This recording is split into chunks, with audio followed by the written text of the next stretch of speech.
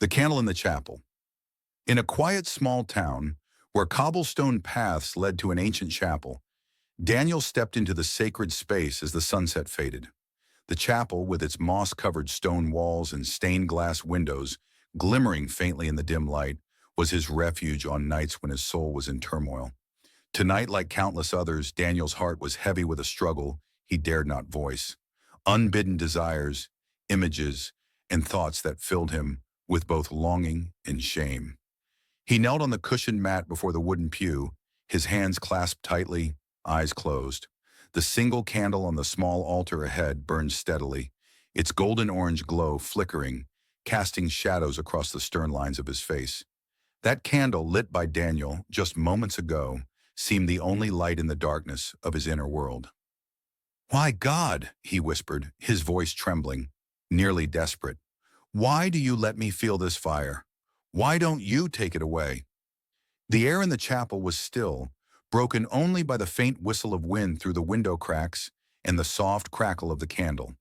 Daniel had prayed this prayer hundreds of times, yet the answer always seemed to elude him. Since his teenage years, he had recognized these desires within him. Thoughts he knew clashed with what he'd been taught in church. He had tried to suppress them, prayed for them to vanish, but they returned, stronger, like waves crashing against a rocky shore. He felt like a traitor to his faith, as if each thought was a stab at his loyalty to God. Tonight, exhaustion threatened to overwhelm him. A long day at the auto repair shop, shallow conversations with coworkers, and the smile he forced to mask his inner turmoil. All of it deepened his sense of isolation. The chapel was the one place he felt safe to confront himself, though the truth was painful. He opened his eyes, gazing at the candle.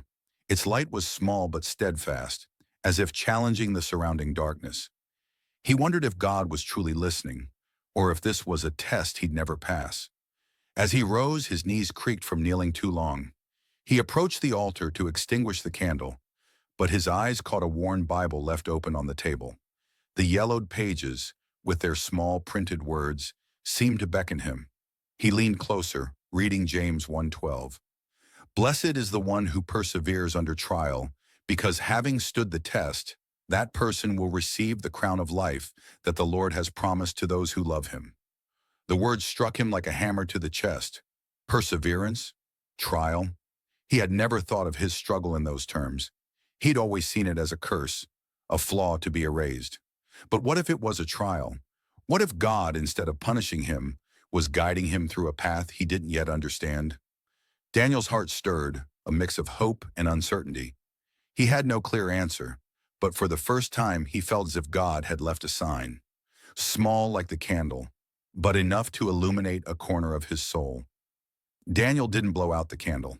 He let it burn, a silent promise that he would return, continuing his search. As he stepped out of the chapel, the cold night wind swept over him, but within, a new spark had kindled.